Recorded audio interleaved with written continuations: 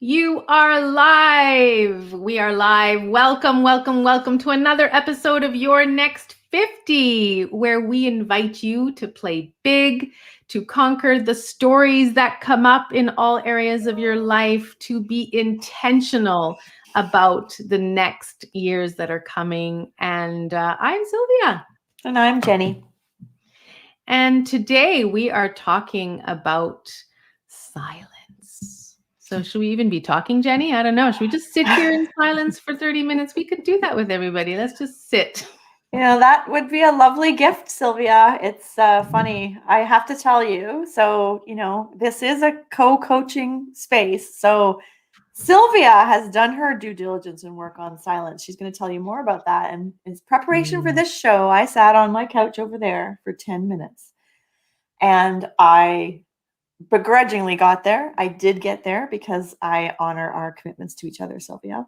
And I sat for 10 minutes, and it's shocking what goes through my brain in 10 minutes time. Yes, I totally agree. If you're listening to this, let us know. Have you sat? When do you sit in silence? It was a challenge given to me by a coach, and in a group. And oh my gosh, Jenny, the mumblings and rumblings of that group. Like, what? Sit in silence? I have too many things to do. I've got my to-do list and my kids and my spouse. And when am I going to find 4 hours? And some people don't do it. Some people only half-ass it. Some people fall asleep in it during the 4 hours. And my experience of this, if I can share, was the first hour. I mean, the first hour is the most fidgety hour, or was for me. It's where your mind is just still going at 200 miles an hour, and you're making lists, and you're looking at things, and then it starts to slow down. Yep. And then you're just kind of admiring. I was looking outside at the trees, and I had an idea for a coaching program, like, as people, trees don't have resistance. So we should have no resistance. And I had this huge idea, this intuitive idea of a part of that being my program. And then I did think I had a power nap in hour 3. I recall I was in my bed, and I think I did. And you're supposed to start over, but I didn't. I said, no. It was just a mini. It's like the 5-second rule. That one didn't count.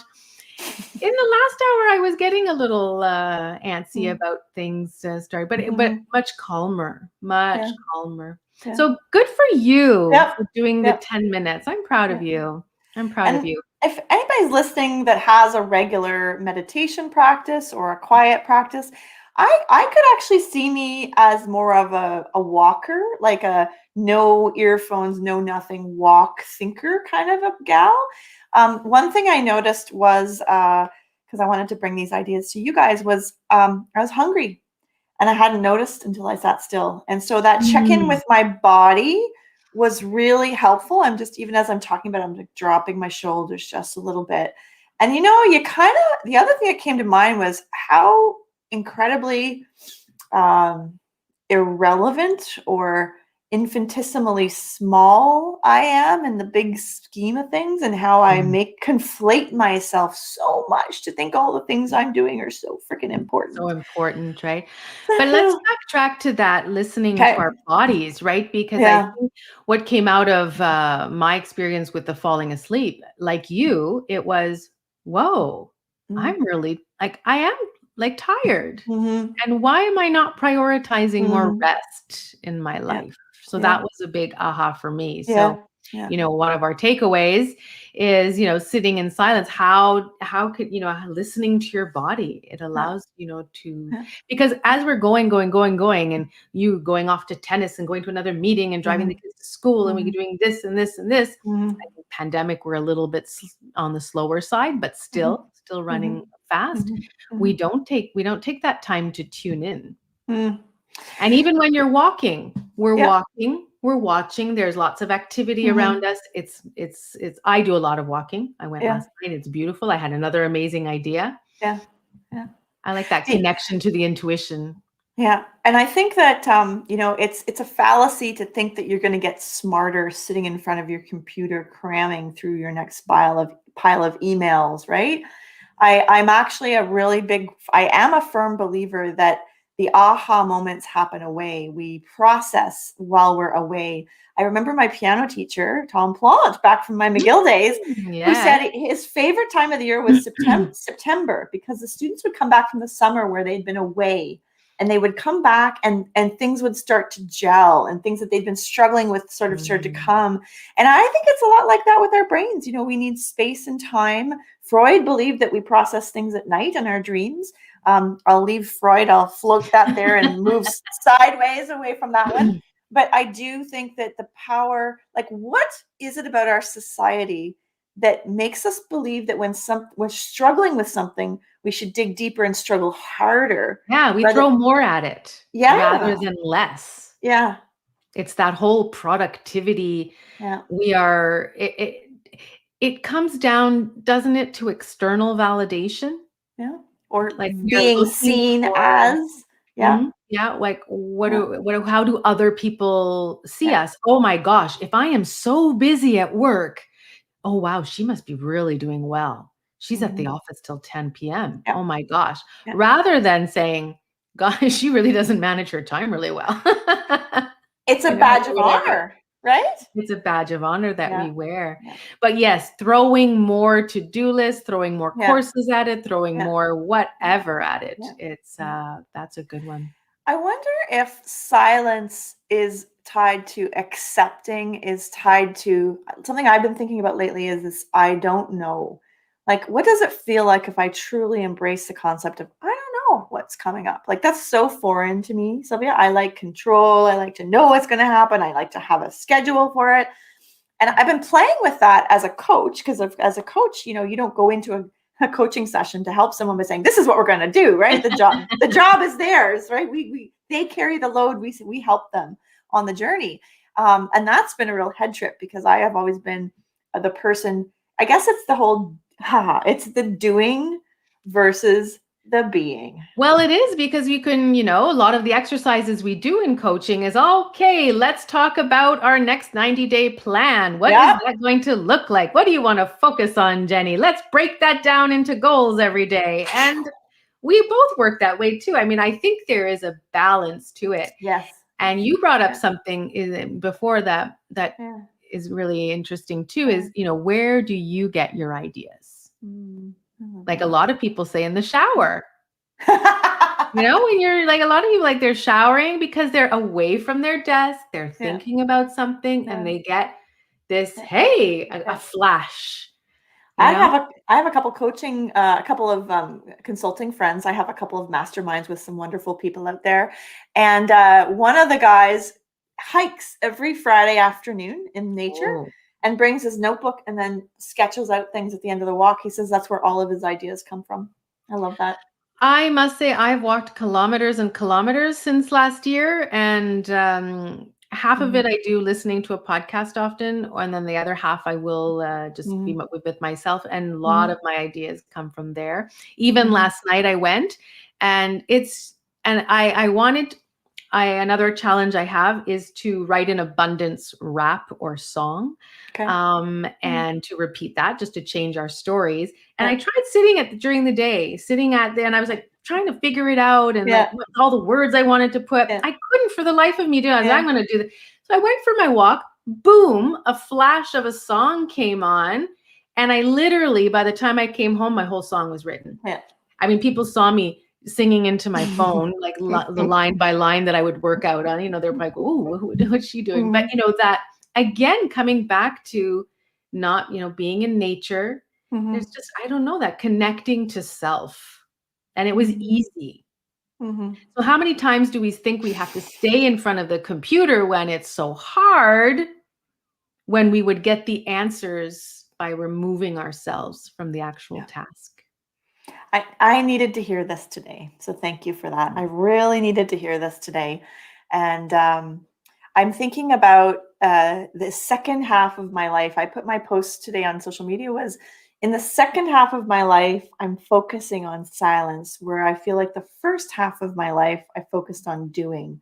And I asked the question, is this an age thing or is this an awareness thing? And I don't know the answer. So I'm throwing it out to the universe. I had a wonderful quote that really struck me, which was, I'm going to paraphrase, that said, the first step to listening is being silent. Mm. And I thought, wow, yeah, I have to be quiet so that I'm open to what is being shared with me. And if I'm not quiet, it's like the people, Sylvia, the people that are coming up with their next comment on what you're saying before they've actually Yes. understood what, it's like Yeah. listening to understand versus listening to challenge, right? Mhm. So all of this listening and silence is really hitting home for me where I'm at in my life. And I think it's a little bit of, I always say, I can't bicycle any faster anymore. I'm not at a stage where I'm 25 and I can stay up all night, or I can, just power through things. I actually physically can't do it. And that's a lot for me to say. Well, isn't that, when we were young, look at university, we did. I mean, you could pull an Mm-hmm. all-nighter, like the Mm-hmm. idea. I mean, I went back to all-nighters as a doula, as a birth doula, but then Mm-hmm. at one point I was like, no, this is, Yeah. I think it is maybe part of our Yeah. wisdom. Like we say Yeah. wisdom, but age, I think that's Yeah. that awareness too, because I, the group that I'm in my mastermind, there are some younger people Yeah. with smaller children. And I mean, they have different challenges finding the time, for them, and Yeah. prioritizing that time for Yeah. silence. That 4 hours seems very daunting. Yeah. How am I going to fit that in? Yeah. But what you did was really good, because that's Yeah. the daily habit, the habit to prioritize yourself. I am important. I am worthy of this. And I will sit for 10 minutes a day and just see what comes up. Some days, without any expectation, Yeah. without Yeah. anything about always getting answers. At one Mm-hmm. silent moment that I had, which was really interesting, I said, okay, what's my intention for this silence? And then my intuition told me, why do you always have to have an intention? Can't you? Does there always need to be an objective? And I went, oh, no, there doesn't. And wasn't that like someone was talking back to me? I thought that was amazing, because then I was like, oh yeah, no, I don't always have to have an objective. Is it possible, I'm throwing this out here, that we start with everything we need? We spend odd years collecting all this bullshit, Garbage, yes. Garbage on us. And then we spend the next 50 years unpacking it all back to who we were. Is that the journey we're on? Question mark. Yeah. Well, let's look at our children. I think many of them can sit in silence and play. They don't have objectives. Baby's ultimate state in life is happiness, and they react with crying, for needs that are wanted, but their actual state, and for most children, is happiness. And I think it's learned as they go along, as from the adults in their lives. So I like that. Yeah, we're unpacking everything. Well, they are the stories, and we talk a lot about stories. If you're just joining us for the first time, you'll see in our past episodes lots about stories, and our stories are created as children, and we take them along with us until they we realize they no longer serve us. Yeah. I feel like lately I've been reinterpreting old stories too. I've been thinking back and reflecting on things. An example, a quick example. I remember when I was younger in my 20s, kind of thinking, well, geez, my mom, she could have done so much with her business. She had a small business in Nanotek. And gosh, why the heck didn't she grow the thing? Or, she could have been Abercrombie and Finch, right? Because Lindsay McCaffrey sounded just as good. And, it's funny coming into my 45-year-old self with 2 little kids and a whole bunch of problems. And I thought, wow, no wonder she didn't do that, because how the hell would she ever do that, right? So with age comes wisdom and empathy, another word. And if I had a gift to give to my 25-year-old self, it would be to be as open as I could to different perspectives, or be open to seeing it from somebody else's side. I'm not sure that's possible, to be honest. I think there's a reason that we have a variety of different people and different ideas across, that's what diversity is about. We're big believers in having a wide mix of ages and names and perspectives. But if it's a gift to my 25-year-old self is to just keep holding on to that compassion and that curiosity about understanding people's decisions. There you go. Mm. Well, it comes down to, I think we all come into this world at different levels, in my Yeah, opinion, and yeah, different, you know how you can say, look at a child and they're so wise and things that yeah, come out of their mouths just wouldn't seem to yeah. come out of a mouth of an 8-year-old, but it does. Mm-hmm. And some children are very in tune with Mm-hmm. feelings and others are not, I think so. We're Mm-hmm. all on this journey at Mm-hmm. different Mm-hmm. stages. Mm-hmm. I think what at our age, what happens is that we have I guess, the luxury of having this awareness if we so desire. I think you Mm-hmm. and we are people that are curious in Mm-hmm. nature and we're Mm-hmm. not afraid of, I think, being vulnerable as Yep. well and Yeah. sharing. Not, Mm-hmm. and not everyone does that either, but that's what Yeah. we invite you all to do, right? And this is Always. playing Yeah.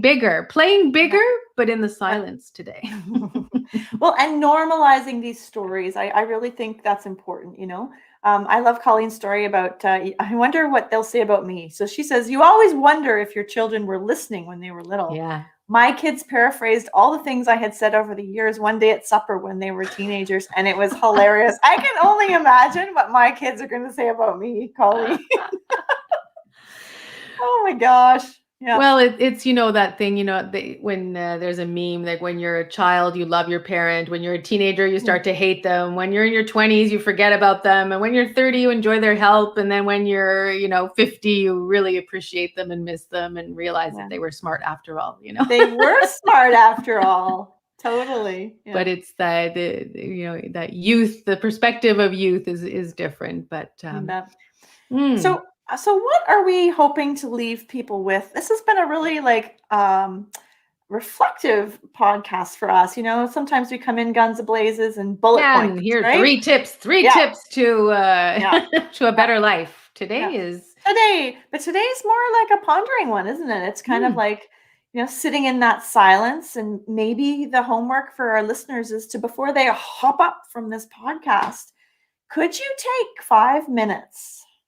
And maybe it's a reflection on this podcast. Maybe it's just a quiet 5 minutes before you step into the next tune thing. in with your body. Tune in with your body. For those 5 minutes, Yeah. and your mind. Slow down the chatter.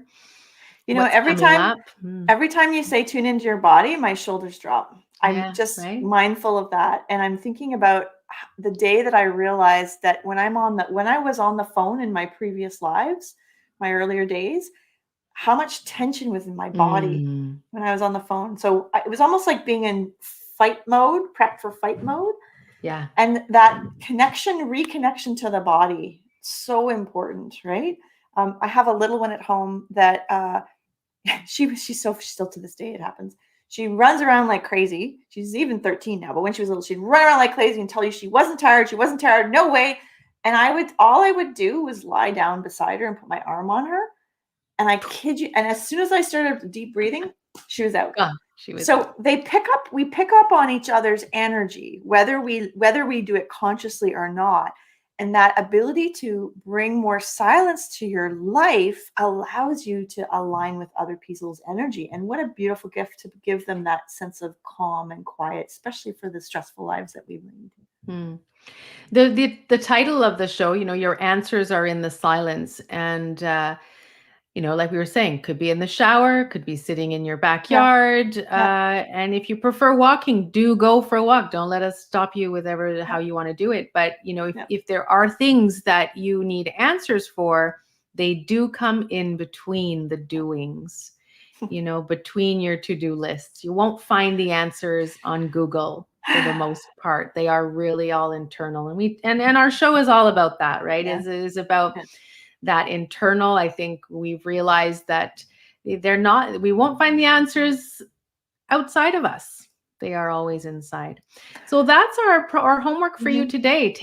If you can, we'd love to hear how that went, if that's not something you normally do. And really just sit. It's a beautiful day where I am. So I don't know, sit and look at the blue sky, the trees. Yeah. Change locations, right? Do something a little different, change it up. Be grateful in your silence. And in this moment of rejuvenation, because I think that's what silence brings us, we've got a neat little mini group of sessions coming up, with the first one next week. Sylvia, tell us more. Yeah, we are going to interview some amazing women going forward in our shows, and we're calling them Women Who Play Big.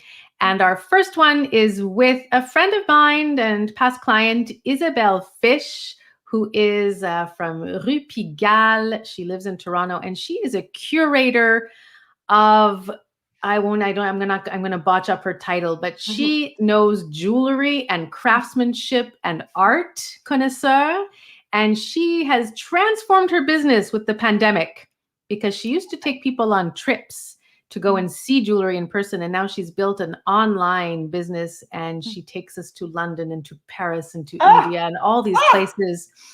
And she's just so fashionable herself. I can't wait to talk to her. And that's going to be next week. So join us for the first in our Women Who Play Big. Women Playing Big. We'll get that right. Yeah, we'll get that right. And we're going to continue bringing a couple more of these fascinating and inspiring women to you through the podcast. And hoping to bring you a little inspiration for your next 50 as you take your own journey, your own path. And thank you again for showing up for this time, and for committing to personal growth. I know I always benefit from these calls, Sylvia. I do too. Yeah. I do too.